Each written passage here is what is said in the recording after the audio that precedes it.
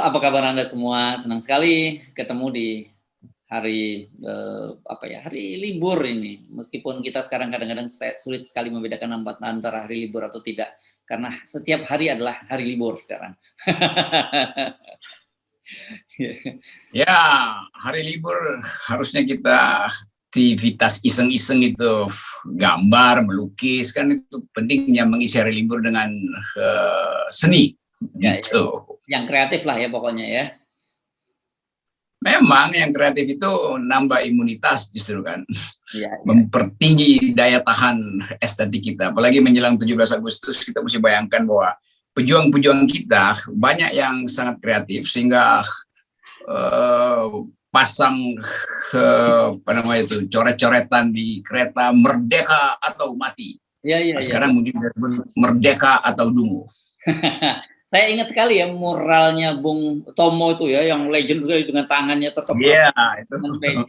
Wah, Allahu Akbar, merdeka itu benar-benar itu jadi legend sekali.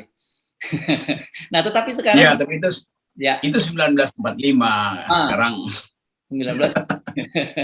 Oke, 2021 jadi berbeda. Nah, saya jadi ingat semacam joke waktu itu kan disebutkan bahwa mahasiswa itu takut dengan dosennya, dosen takut dengan dekan dengan rektor takut dengan presiden, kemudian presiden takut dengan mahasiswa. Sekarang enggak, presiden takutnya dengan mural gitu, Bung Romi. Karena gara-gara mural di Tangerang itu, saya nggak tahu di Karawaci atau di mana tepatnya itu dihapus, terus sekarang malah jadi trending. Harusnya kalau kemarin orang diem-diem aja nggak ribut-ribut, orang nggak tahu ada mural semacam itu. Tapi gara-gara overreaktif ya dari aparat di level bawah, jadinya malah trending itu mural. Ini soal yang berulang terus, seolah-olah orang nggak boleh memparodikan presiden. Kan prinsipnya dari dulu, presiden itu adalah sosok yang dipilih oleh rakyat. Jadi ada perjanjian antara rakyat dan presiden. Apa janjinya? Ya kampanye presiden, itu yang jadikan ditagih oleh rakyat.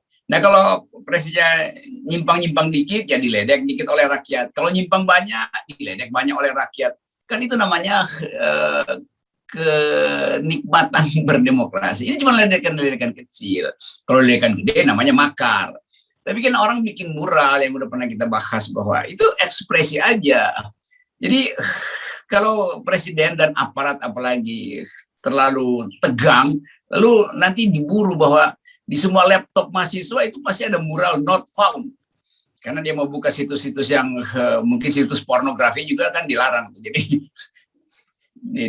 dicegah oleh Kemeninfo kan, statusnya ditutup. Jadi kalau keluar not found, itu artinya mungkin itu situs teroris atau itu situs pornografi. Nah kalau Presiden Jokowi not found, apakah dia teroris atau dia pornografi wajahnya? Kan itu sulitnya. Nanti analisanya jadi panjang itu. Ya makanya sebenarnya kan sudah kita bahas kemarin dan kita tidak menduga bahwa kasus itu justru jadi sangat viral, justru malah ramai di media. Dan kalau saya jadi Pak Jokowi atau jadi orang istana, saya tegur itu lurah, polisi sama Satpol PP yang menghapus mural itu gara-gara mereka itu justru malah heboh kan begitu. Ini ajaibnya nih, kalau kita memuji presiden, muralnya nggak bakal dihapus. Kalau ngeledek justru dihapus. Padahal dua-duanya statusnya adalah ekspresi pujian dan ekspresi kritik. Itu sama aja, itu statusnya sama tuh, itu kritik. Nah, seringkali orang lupa bahwa presiden itu bukan raja. Memang dulu ada prinsip the king can do no wrong itu. Sovereignty immunity yang kemudian bahkan dipakai dalam hukum perdagangan, dalam hukum perdata, bahwa raja itu tidak boleh dihina karena raja mewakili Tuhan, mewakili rakyat, dan mewakili dirinya sendiri. Jadi dulu disebut raja tidak mungkin bersalah karena itu nggak boleh dikritik, karena dia sekaligus menyatu antara dirinya, rakyatnya, dan Tuhan. Raja selalu anggap dia dapat mahkota dari Tuhan. Raja selalu anggap bahwa dia adalah pemimpin dari rakyat. Raja selalu anggap bahwa dirinya itu adalah negara, l'état chez moi itu. Itu dulu, itu 300 tahun lalu. Kemudian itu dibatalkan oleh demokrasi bahwa raja bisa diganti, karena itu bisa dikritik, karena itu prinsip the king can do no wrong itu nggak berlaku lagi. Nah, Pak Polisi kadang-kala nggak belajar itu, buzzer-buzzer nggak tahu peristiwa bahwa kita bukan kerajaan, kita berubah jadi republik, maka nggak ada lagi prinsip the king can do no wrong karena dia dipilih. Jadi diolok-olok ya boleh aja diolok-olok, disayang-sayang boleh aja disayang-sayang. Jadi itu ekspresi seni, apalagi mural. Mural itu adalah hak manusia untuk menghasilkan kreativitas. Itu intinya sebetulnya.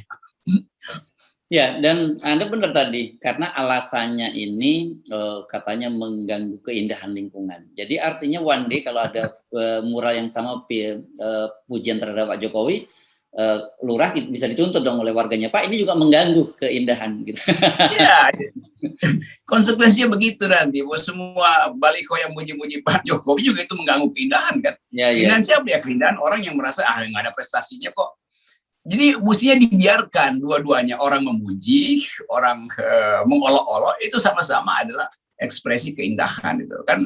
Misalnya orang lihat mural yang lukisan yang kemudian jadi mural gede yang dibuat oleh Picasso, Pablo Picasso itu, Le Guardian, waktu Spanyol mengalami penderitaan akibat perang, lalu mural itu memang mengerikan mural itu.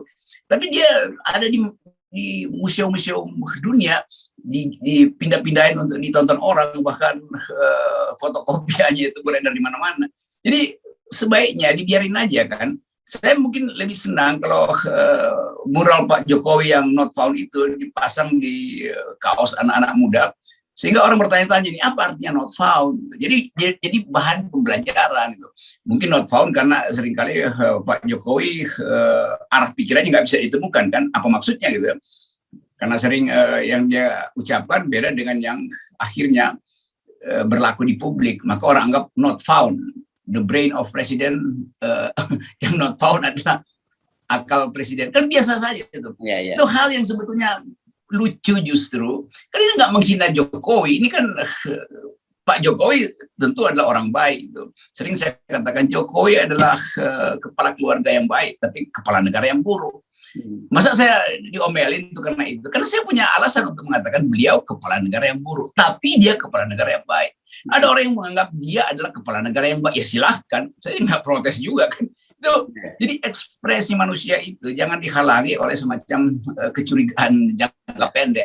Ya, saya sekali ini terpaksa sepakat dengan Anda ini soal bahwa Pak Jokowi itu ada kepala keluarga yang baik, Bung Rocky.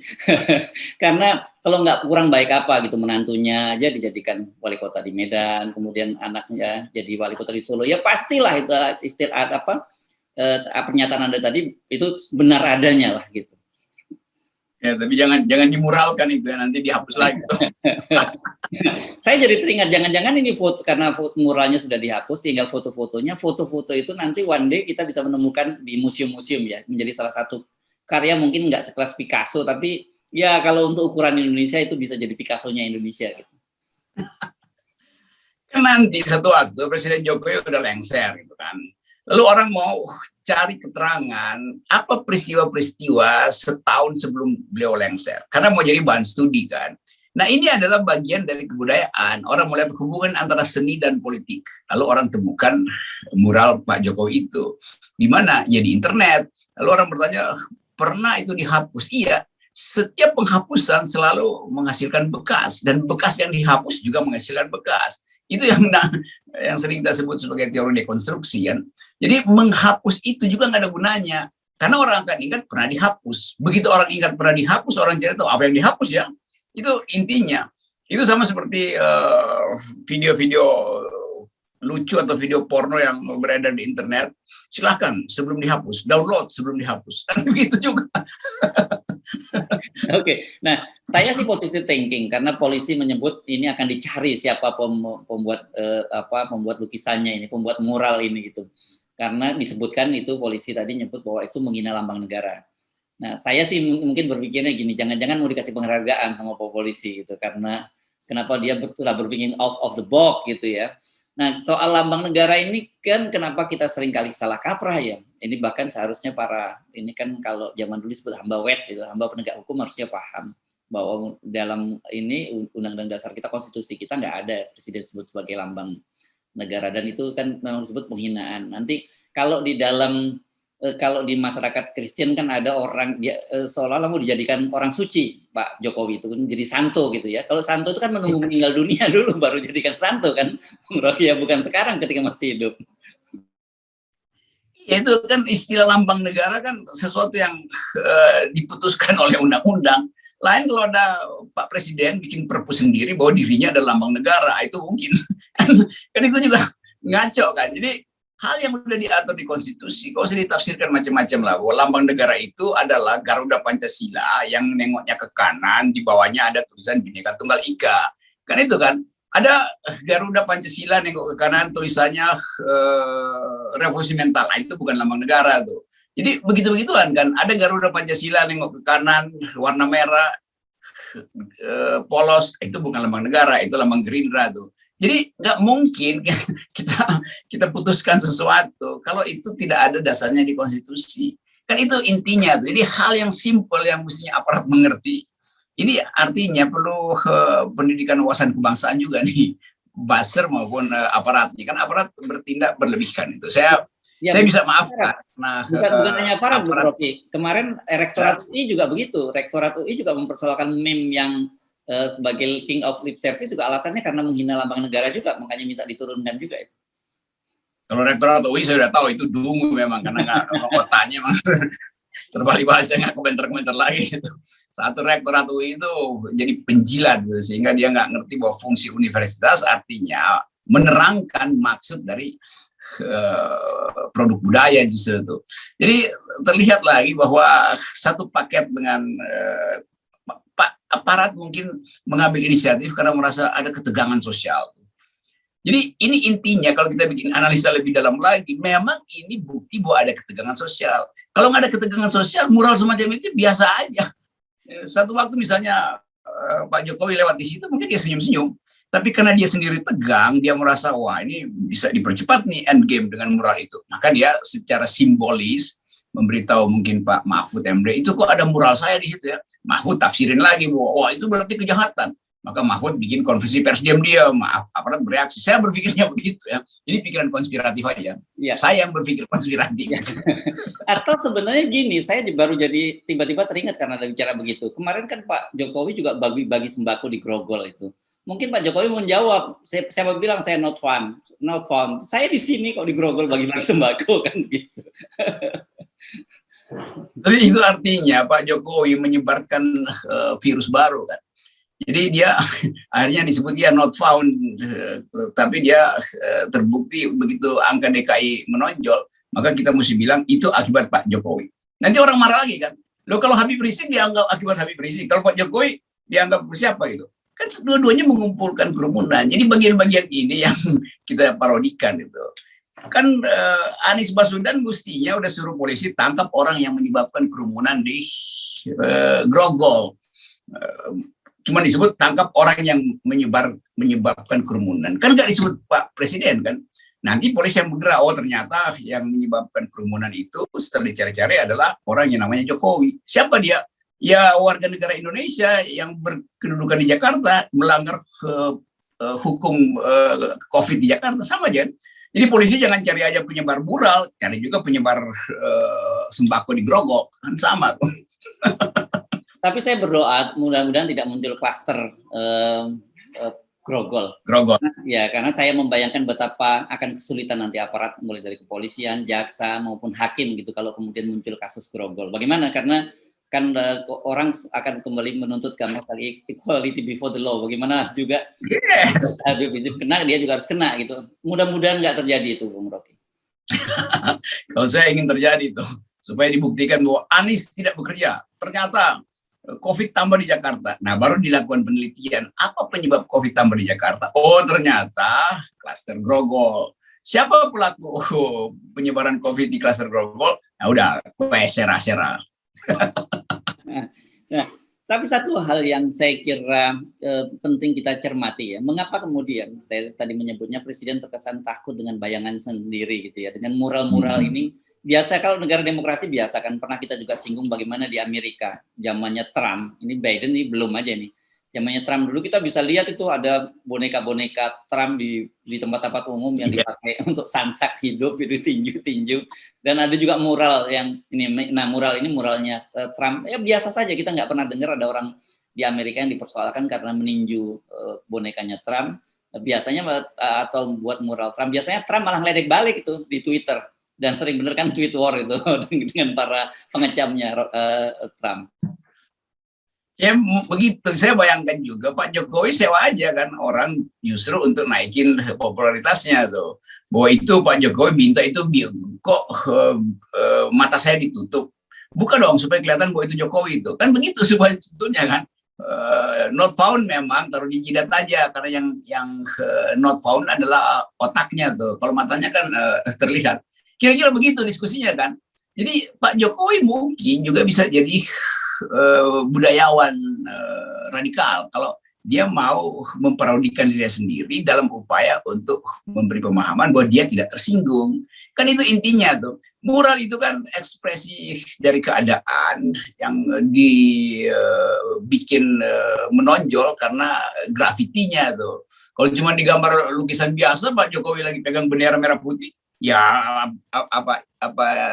apa pesannya tuh dengan sendirinya Pak Jokowi pegang merah putih. Tapi kalau Pak Jokowi ditaruh di situ not found, itu menimbulkan kuriositas sehingga anak-anak SD juga mulai belajar apa sih artinya not found. Kenapa 404 itu 404 itu ada di situ tuh? Itu simbol apa sebetulnya? Kan itu juga pendidikan di masa pandemi kan. Jadi kita mesti anggap bahwa yang bikin mural itu justru orang yang ingin mendidik bangsa ini untuk mengerti istilah-istilah teknis di dalam internet, kan begitu aja. Ya, saya jadi juga paham loh dengan ini, ada semacam literasi juga buat saya, buat kita ini yang generasi ini imigran digital ya. Kalau kita ini kan generasi imigran digital ya, Bung Rocky ya. Yeah. Hidup dalam dunia analog, lahir dunia analog, sekarang digital. Nah, anak-anak sekarang yang melakukan protesnya dengan seperti itu. Saya tadinya juga memahami. Saya nggak sampai terbayang begitu, kemudian memang itu sering saya setiap kali mencari berita tidak menemukan link beritanya muncul kemudian not found, ada 404-nya tadi itu. Nah sekarang tiba-tiba mereka ekspresikan itu menunjukkan betapa ketika gua butuh sebagai presiden nggak ada gitu kan, kira-kira sebenarnya maksudnya gitu, jadi presidennya tidak ditemukan. Kenapa mesti yang begini-begini menjadi soal yang sensitif? Harusnya ini adalah kita sadari inilah ekspresi generasi digital menyikapi demokrasi di Indonesia.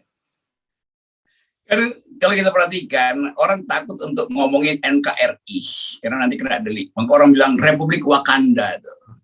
Saya juga dulu nggak ngerti apa itu Wakanda. Akhirnya cari tahu, oh itu ternyata negara fiktif di Afrika. Lalu kemudian macam-macam kenyataannya. Sekarang orang misalnya kalau lagi jengkel di negara plus 62, oh ya itu kode internasional.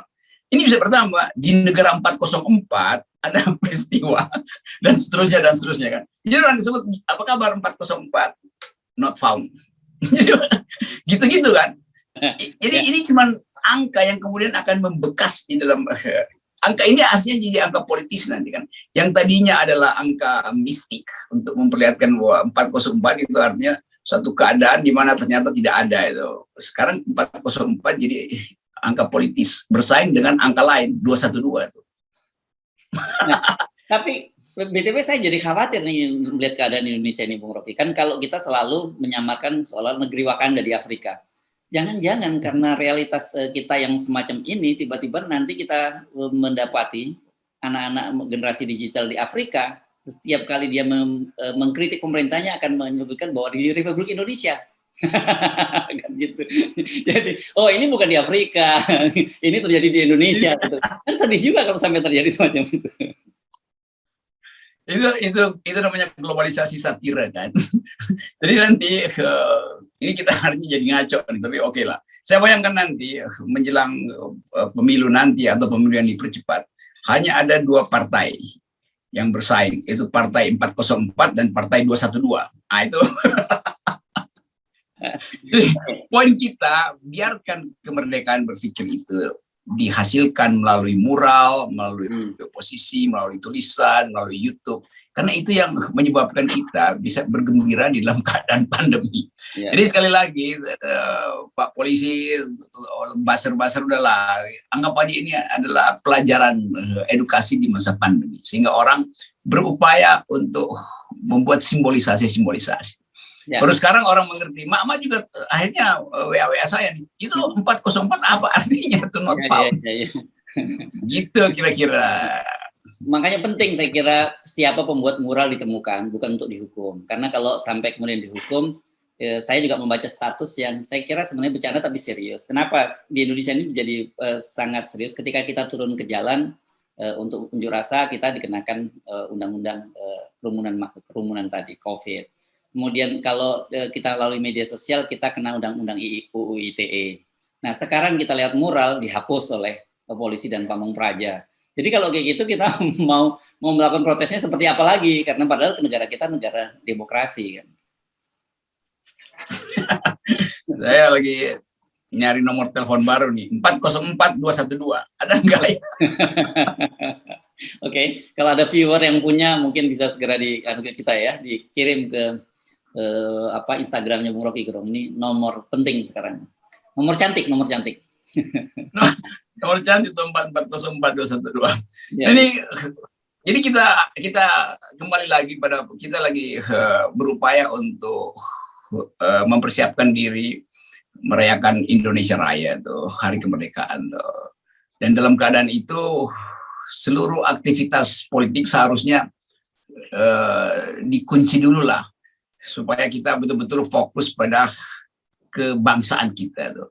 Nah ini membutuhkan satu pendinginan suasana. Nanti setelah 17 Agustus mulai lagi deh ledek-ledekan politik. Karena kita selama ini dihilangkan kepercayaan dari bangsa ini masih eksis. Apalagi kita baca berita dunia, dianggap Indonesia itu udah nggak eksis. Jadi kita tunjukkan pada dunia bahwa kita eksis, rakyatnya eksis, kendati pemerintahnya mengalami masalah. Atau rakyat kita sehat, negara kita sehat, pemerintahnya yang sakit sebetulnya. Itu pesan penting supaya kita tidak, kan ada kecenderungan sekarang orang tidak punya gairah lagi untuk menaikkan bendera merah putih itu. Orang lebih bergairah menaikkan bendera putih. Tapi seperti sinyal FNN dan logo FNN, merah itu artinya berani untuk mengembalikan kejayaan Indonesia. Mantap. Wow. Ya. Nah, saya jadi teringat juga sebuah mural yang juga sudah dihapus, katanya itu di Bangil ya, dari Jawa Timur. Saya tidak tahu apakah lokasinya betul karena nggak viral seperti ini.